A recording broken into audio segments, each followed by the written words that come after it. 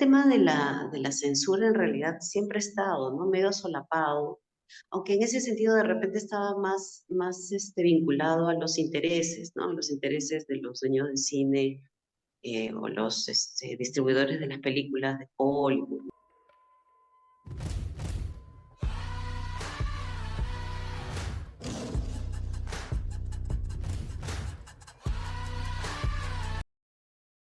Muy buenos días, buenas tardes, buenas noches a todos nuestros cinéfilos que nos ven por todo el mundo. Bueno, hoy tenemos una actriz especial aquí en esta secuencia, pero antes de darle el pase vamos a saludar a Marcelo Vera.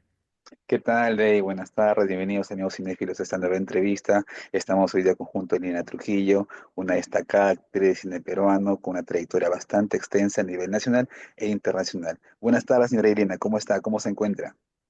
Buenas tardes, Marcelo. Buenas tardes, Denise. Muchísimas gracias por la convocatoria. Muy bien, gracias.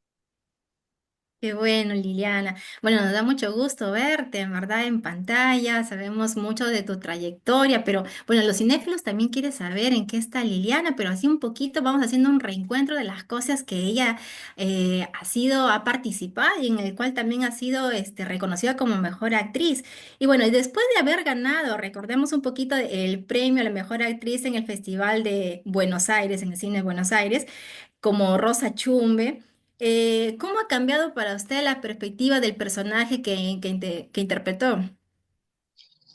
Mm, bueno, en realidad eh, fue una oportunidad que tuve gracias a Jonathan Relaise, el director y el guionista además, junto con Christopher Vázquez también. Eh, Creo que ya después de algunos años de haberla hecho, quizá posiblemente hubiera hecho algunas otras elecciones, ¿no? O sea, no digo que no crea que la dirección de Jonathan ha sido correcta, sino que yo en mi actuación, en mis propuestas, de repente hubiera podido estar de repente un poco más relajada, de repente, ¿no? De alguna forma, no lo sé. Ok, perfecto. Digamos, ¿en qué sentido relajada? De repente el personaje fue muy tenso. Sí, el personaje de por sí tenía que serlo, ¿no? Rígido, poco flexible, como impenetrable, duro, ¿no? Recio. Entonces, Exacto. eh, era la exigencia también del personaje. Eh, Bueno, digamos así, ya que ahora lo está mencionando de cómo era, digamos, el personaje en sí, ¿qué situaciones más o menos usted recuerda, situaciones extremas que se había dado durante de las escenas? O que fuera emocionante para usted en este rodaje. bueno, en el rodaje, la presencia del Gordo Casareto, ¿no? La presencia del Gordo Casareto, todo el equipo de arte trabajando, que fue en un chalet en Chorrillos, subiendo al cerro, y entonces todos los compañeros técnicos, luminitos, cubrieron con telas todas las ventanas para poder hacer las noches. Entonces era bastante exigente también, ¿no? El rodaje. Y cuando se trabajó las escenas del Gordo Casareto, en realidad se tuvo como mucho cuidado al detalle, ¿no? Cuando se trata de cine hay mucha meticulosidad, ¿no? Mucha pulcritud, mucho Buscando siempre la detenimiento. perfección, lo más mínimo. Sí. En ese sentido, bueno, todas las áreas siempre trabajan muy comprometidas, pero arte estaba particularmente activo, ¿no? Después, bueno, las escenas con el niño siempre han sido muy emotivas para mí. Yo soy profesora de educación inicial, entonces trataba en lo posible de no generarle eh, mayor tensión al pequeño para que no fuera un mal recuerdo lo que tuviera o que le generáramos algún tipo de impresión negativa, ¿no? Entonces, Yes. había un compañeros de arte que tenían mucho ángel, mucho carisma y justo estaban a cargo del pequeño para que pudiera estar tranquilo, ¿no? Ok, perfecto. Eh, Bueno, ahora que lo menciona, que usted ha sido profesora de inicial y todo ello, ¿cómo ha combinado? Coméntenos un poquito esto, ¿cómo ha combinado en aquel momento o ha hecho el cambio total de docente a esta parte como actriz? Porque muchos de Mm, nosotros la recordamos más como actriz. sí, sí. Bueno, como docente de inicial solo trabajé 4 años y en realidad en esa época yo dejé de actuar, ¿no? Dejé de actuar también en teatro, en cine, en televisión, no hice. Y incluso por 3 años más no hice, estuve fuera 7. Pero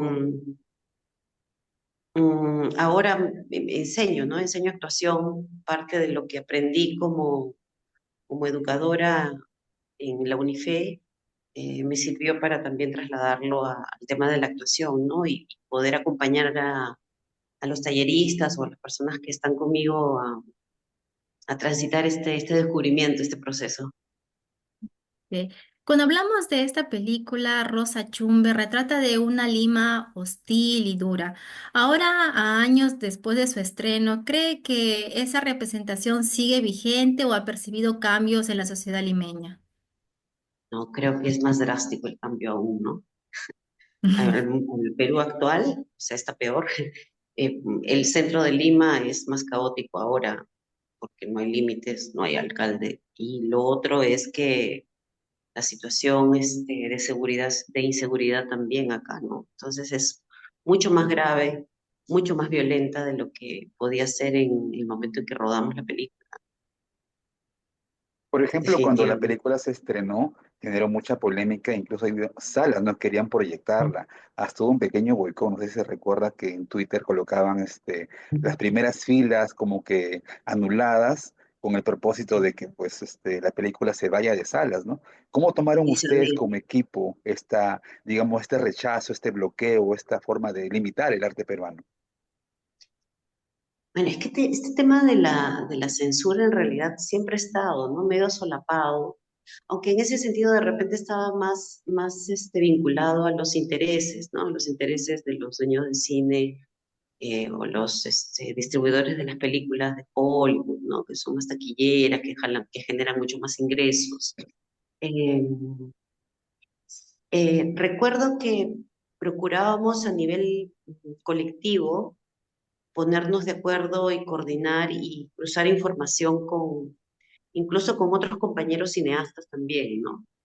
Que también estaban por ahí o por estrenar o estaban atentos y pasaban la voz, ¿no? En tal sitio están diciendo que la función ya está agotada cuando en realidad no se ha comprado nada, ¿no? Entonces, eh, por lo menos teníamos aviso de eso y procurábamos, no sé, ir o ejercer algún tipo de presión también por Twitter, ¿no? Pero en realidad a veces es mínimo eso lo que se puede hacer, ¿no? Por lo menos la voz de protesta que creo que es válida y no se debe perder nunca, ¿no?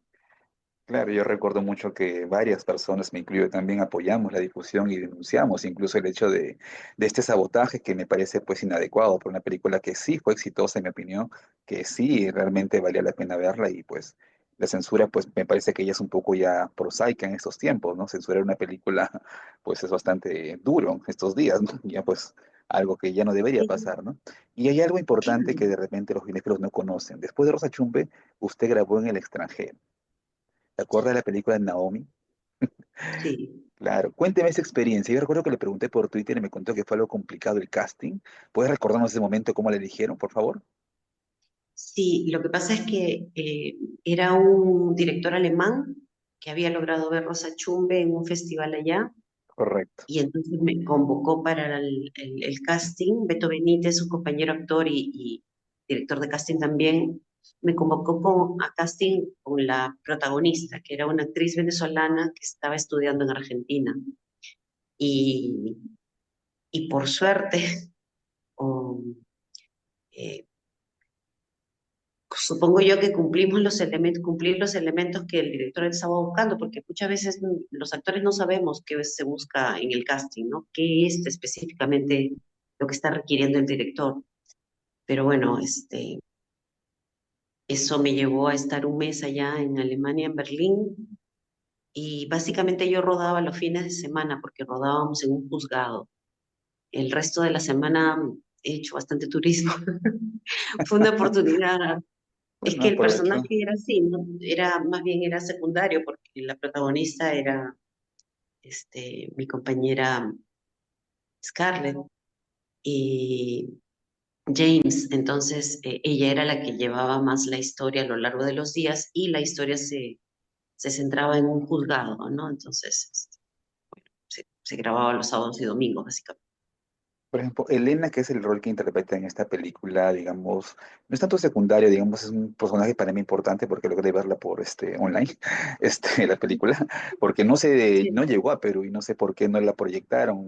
Me encantaría que se proyecte y que lo conozcan los cinéfilos porque creo que es algo que muy pocos saben o sabemos. Pero me gustaría saber cómo el personaje de Elena sumó a esta historia y también cómo manejaron el tema del idioma. Ah, eso fue muy divertido porque en realidad como la historia va un poco de latinoamericanos, entonces cuando yo he grabado ha sido con actores mexicanos, la actriz venezolana y las personas que estaban en el juzgado también eran latinas, ¿no? Pero que residían allá en Berlín, ¿no? Colombianos, dominicanos, que normalmente se mueven dentro del mundo de cine allá en los rodajes, entonces se conocían todos y sabían todos de qué iba todo esto y cómo era el cine. Entonces, eh, yo me comunicaba en inglés con el equipo técnico y entre ellos el alemán, y con los actores nos comunicábamos, los actores latinoamericanos nos comunicábamos en castellano, ¿no? Eh, Era básicamente así, pero en el rodaje había mucha gente, habían croatas, franceses, em, de distintas nacionalidades, entonces era muy interesante la poder aprender, ¿no? De cada uno. Israelíes también había, Me imagino, sí, digamos, una historia multicultural, digámoslo así, ¿no? De diferentes sí, etnias, razas, culturas. Y dígame, ¿cómo manejó el director Friedrich Yalich? Creo que es el nombre, no recuerdo bien. ¿Cómo Friedrich Lahr. manejó, perdón, exactamente, cómo es que él logró, digamos, dirigir o cómo los dirigía a ustedes? ¿Cuál es su método, su técnica para que ustedes puedan trabajar? ¿Tiene libertades para que ustedes de repente puedan improvisar? ¿O es muy ceñido al guión? No sé, ¿cómo es trabajar con un europeo? Era, no era ceñido al guión, no, y daba mucha libertad, ¿no? Daba mucha libertad, daba mucho tiempo para los ensayos incluso, ¿no? Por si aparecía, porque creo yo que era una película donde había mucho trabajo interno y además mucha conexión entre los personajes afectados, ¿no? Que en este caso era yo, la mamá de la eh, ciudadana que había estado viviendo en Berlín y que por esa razón mi hija y yo, la protagonista, habíamos viajado a Berlín y nos permitía muchos juegos con la mirada y muchos gestos también, ¿no? Porque claro, como latinas también eh, teníamos como otra corporalidad, ¿no? Otros gestos, otros ademanes. Los alemanes son como más bien más compactos, más económicos, ¿no? Entonces, eh, la posibilidad de lo gestual era lo que él le gustaba rescatar. Y además la directora de fotografía fue Micaela Cajaguaringa, Ah, mira, peruana también. peruana todavía, Sí, sí, mira, eso no lo sí, sabía, sí, buen sí, dato. que también, sí, trabajó conmigo, trabajamos juntas en Tarata Claro, con también, Gisela ¿no? Valcárcel, Lorena Carabedo, Sí, exacto. Ah, sí. Entonces, fuimos roomies, ¿no? Compartimos espacios ahí en Berlín. Em, entonces, claro, Micaela también se daba cuenta del tiempo que a Frieder en realidad no se ponía tenso con respecto a los tiempos. Entonces, lo que tenía que tomarse para los ensayos, los tomaba, y en cuanto a la dirección era bastante tranquilo, bastante tranquilo. Tenía muy claro además todo el aspecto técnico, ¿no? Eh, Sí, fue un rodaje muy, muy, muy interesante, muy bacán. Algo que usted menciona es el tema de las miradas y algo que también debo de reconocer que usted maneja muy bien las miradas. En Rosa Chumbe es excelente, le pongo 20 de 20. Maneja muy bien las miradas y realmente no hay mucho texto en Rosa Chumbe, pero sus miradas es el texto que de repente es ausente y no dice todo. Con solo verla yo sé lo que va a pasar, literalmente. Y en el caso de la película Naomi, ¿cómo trabajó sus miradas? Y usted lo acaba de mencionar. Em, Creo que fue una fortuna que justo me tocó trabajar o rodar con latinos, ¿no? Había una compañera mexicana, actriz mexicana, que ya hacía más de 25 o 30 años vivía en Alemania, incluso se había casado con un alemán y tenía familia alemana también. Y en la casa donde rodamos también habían alquilado a una familia mexicana. Entonces, no sé, de alguna forma creo que se formó como una especie de entendimiento, de algo tácito, ¿no? Que va en nosotros, que es como, no sé, una identidad, una sensación, una colectividad, de repente, una comunidad, ¿no? Que se siente que no sabemos eh, unidos o que tenemos muchas cosas en común. Entonces, durante el rodaje también me explicaban que yo estaba, algunas veces tenía un poco de reparo en hacer turismo sola porque ya me habían ocurrido algunas cosas en los supermercados, ¿no? Que yo pedía que me digan si era shampoo o jabón, por ejemplo, pero en inglés. Yo no sé hablar alemán, entonces me acercaba a alguien y le preguntaba. Bueno, A alguien de clientes, ¿no? No gente del supermercado. Y me ponían la mano, como en el poco inglés era como, no lo sé, no me preguntes. Entonces yo no entendía por qué ese límite tan fuerte, ¿no? Entonces, trataba de interpretarlo como que, claro, son de esta zona y acá son como mucho más, más privados, ¿no? Más privados. Incluso en los buses, en los metros, no, ya me habían dicho que no mirara mucho a los niños porque no les gustaba que uno mirara ni a sus mascotas ni a los niños porque sentían que era como muy invasivo. Y sí lo podía entender, sí podía entenderlo. Pero claro, esta cosa medio agresiva no.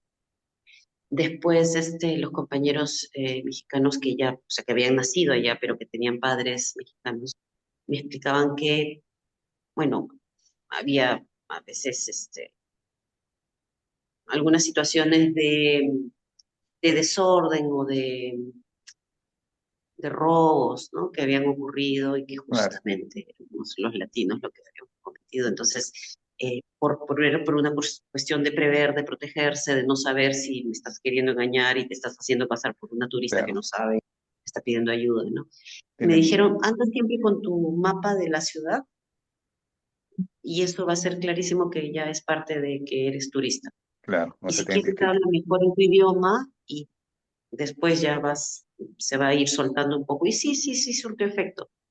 Genial. Cuando ya yo comencé a andar con mis mapas, este, eh, y además hacía visible, porque como yo hacía de verdad mucho turismo, entraba a los museos y a ver el muro de Berlín y todo lo de la guerra, el Charlie Point, el punto de Charlie, también Claro, andaba con los tickets, como haciendo evidente me estoy paseando, no estoy queriendo robar a nadie.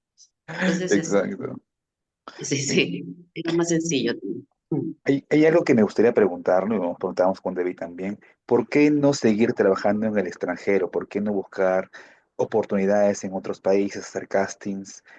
Mm. ¿Por qué no quedarse allá? Si ya dio el primer paso, ¿por qué no explorar por Alemania, por Francia, España, no sé, Estados Unidos? ¿Qué pasó? Mm. Sí, de repente ese chip no lo tengo tan instalado. Creo que es un chip. Y lo otro era que también mi hija estaba pequeña. Yo cuando regresé, yo no paraba de llorar cuando la vi y ella me Claro. miraba como diciendo, ¿por qué lloras? Ajá, Y sí. no, no me había extrañado, sino que entendía perfectamente que yo estaba trabajando, ¿no? Entonces, yo tengo una, una creencia, una especie de fe que conforme uno va ganando edad, los personajes se ponen más interesantes para uno, ¿no? Y creo que en el sentido de los personajes femeninos hay muchos más personajes más ricos conforme uno va teniendo mayor edad. Entonces, esa confianza es la que tengo en que poder trabajar hasta, no sé, hasta los 80 o más de repente y poder ver si fuera. En ese momento de verdad que mm, no lo contemplé, no lo vi. Vuelvo a repetir que quizá el chip no está instalado en mí de expandirme, de crecer, de abrirme, ¿no? Pero ahora sí, a ver qué pasa. Bueno, pues no, yo creo que ya debería dar el siguiente paso, pero como usted dice, ¿no? El momento de repente no es el indicado y ya llegará la oportunidad y pues entenderemos que usted está trabajando pues en extranjero, ¿no? Usted ha hecho varios Mm. personajes, de ahí pasó a ser Santitos, ¿no? En Act Zombies y fue un cambio radical, o sea, literalmente radical de ver una Rosa Chumbe pues firme, autoritaria a una, digamos, una zombie, porque literalmente era una zombie. ¿Cómo Sí. manejó ese personaje? ¿Cómo lo trabajaron? La película me parece muy divertida y no sé, me quedé Mm. sorprendido por su camaleónica interpretación, porque yo la veía muy seria y luego la veo ahí que pues con un rostro pues encajado y de un muerto prácticamente, ¿no? Sí, es que la profesión permite hacer ese tipo de cambios, ¿no? Mm, creo que la actuación es básicamente juego, entonces cuando uno se permite jugar y tienes compañeros con quienes jugar y los directores también son así, hay como mucha amplitud, ¿no? Mucha sensación de puedo probar y a ver qué pasa, no pasa nada. En nuestra profesión creo que es así, en mi profesión tú puedes probar y no nadie va a la cárcel ni nadie tiene que pagar más impuestos, no, o sea, no hay una repercusión que sea grave, ¿no? Entonces, permitirme entrar a este rol ha sido básicamente un juego. Además estaba en Milram, que es muy divertido, que es Por además supuesto. muy cálido, Miguel Annalise, Lisa, muy graciosa, muy muy divertidos. intensa. Claro, y además, que son tres compañeros, con Javier Valdés también, ¿no? Inteligentes, dispuestos, compañeros, ¿no? O sea, gente que te ayuda, ¿no? Gente, compañeros que te acompañan, ¿no? Entonces, así resulta mucho más cómodo también, ¿no? Estás confiando en que cualquier cosa que pase te van a poder decir o asistir o te van a ayudar a recordar algo que de repente tenías que hacer, ¿no?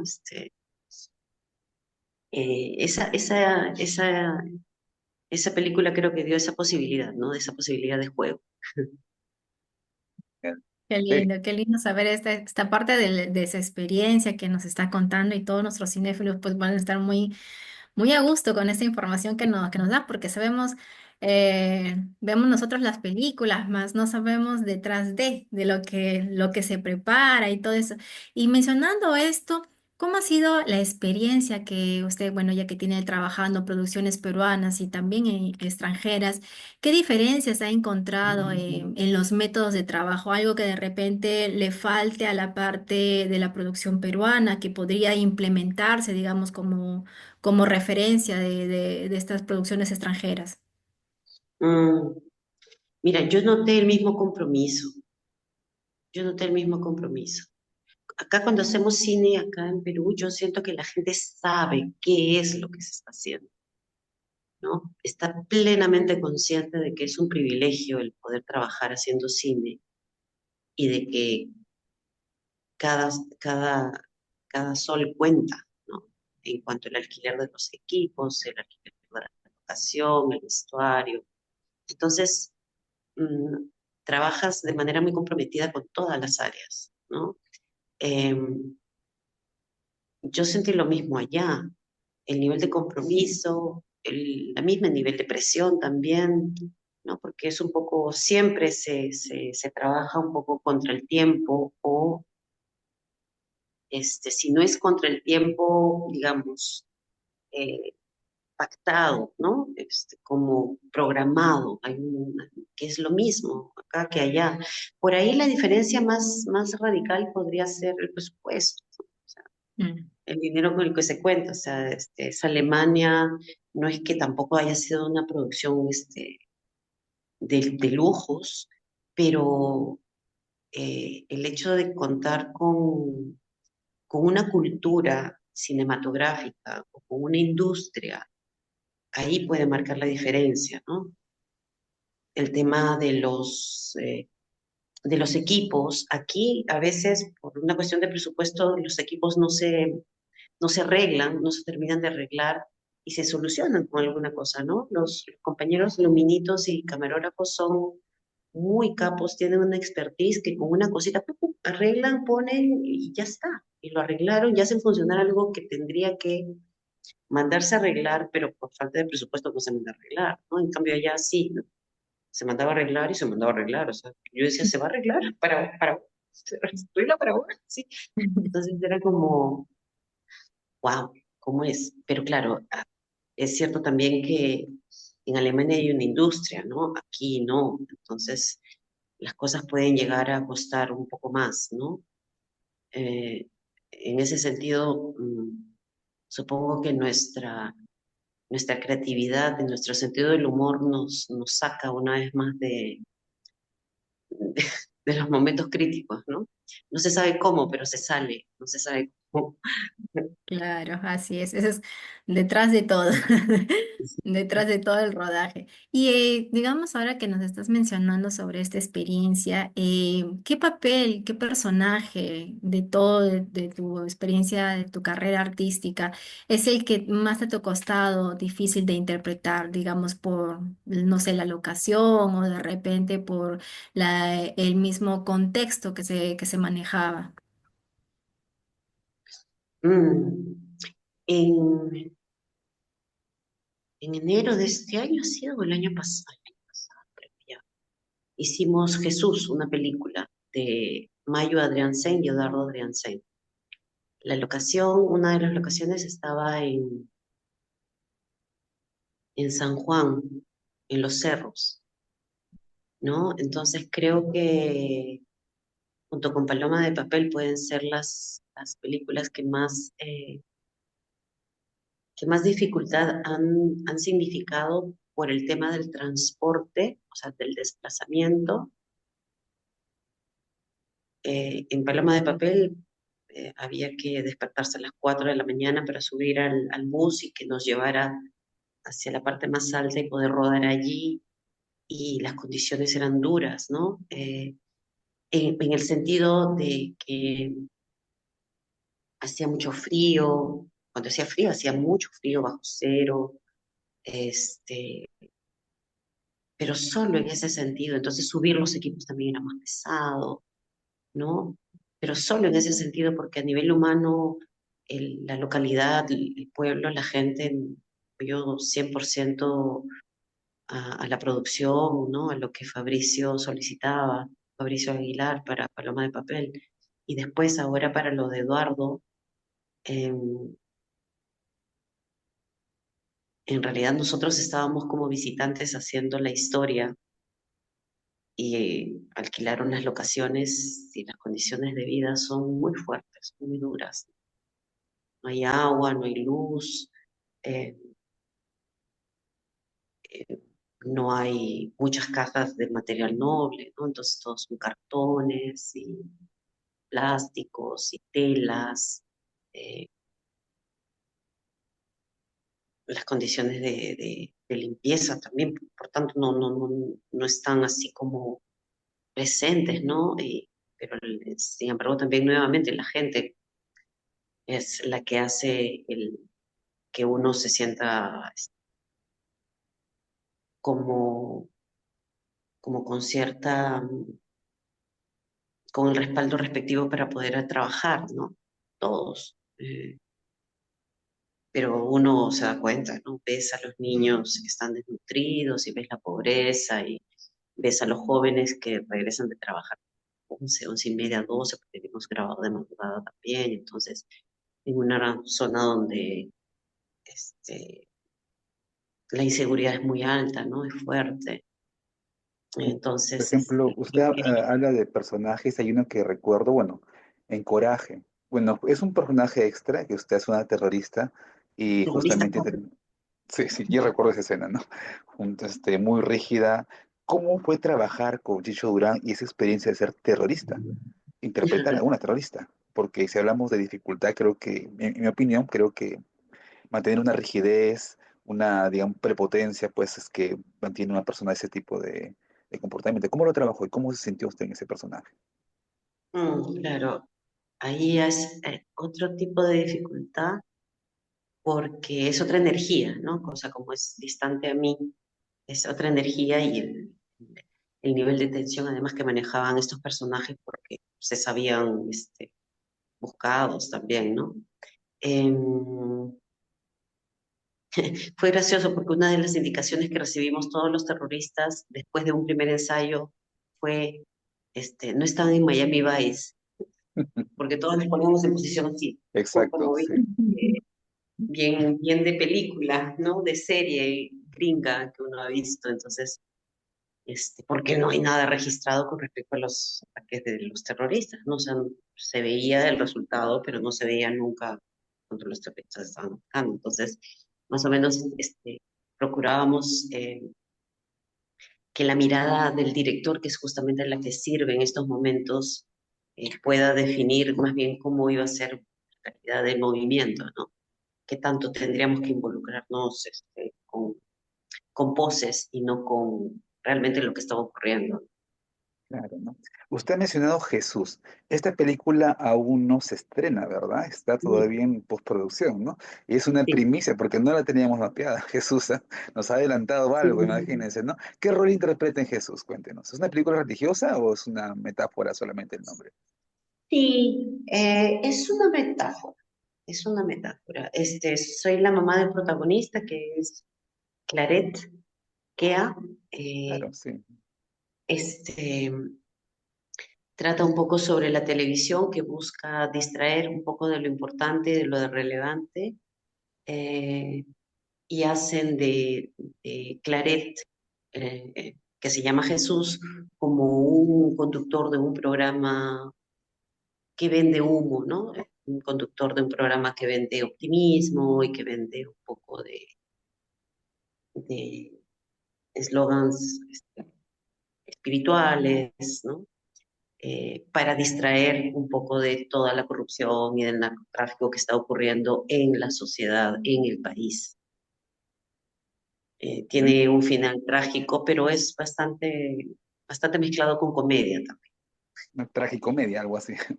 Sí, sí, sí, sí. Es como si fuera ambientado en los 90. ¿No? Entonces estaremos atentos a este estreno, a este nuevo trabajo, Y, ¿no? Y esperemos que tenga pues una y aceptación bárbara. fue hermoso porque, o sea, fue genial porque estaba Silvia Majo, y entonces Silvia ha protagonizado muchas películas también. Claro, Estaba Víctor Prada, El Limpiador, estaba por Jesús Luque, supuesto. de Manco Cápac. Entonces, claro Entonces, que hemos visto. Pues Nelo Cutipa también, estábamos protagonizó con Majo, no sé, compañeros. Majo. Un Sí, elenco estábamos bárbaro, ¿ah? compañeros. Oye, tiene, ¿No? justo Silvia también la vamos a entrevistar y está programada con nosotros aceptados. Nos va a contar algunos detalles de la película, ¿no? Hay un buen elenco, lo que menciona usted, ¿no? Ya se adelantó mucho y lo tenemos como primicia, ¿no? Es algo importante a lo que usted refiere, Compañeros, porque sí, compañeros de diferentes edades, además, ¿no? Que coincidimos ahí.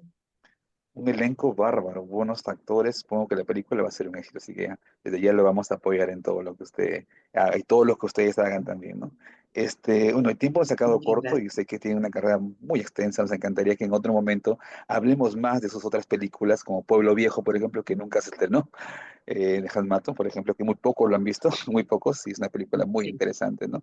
Y sobre sus trabajos, qué es lo que viene más adelante, perspectivas, no sé, pues, ¿no? Como digo, el tiempo quedó cortísimo, pero sí le invitamos cordialmente para una nueva entrevista más adelante, ¿no? Muchísimas gracias, muchísimas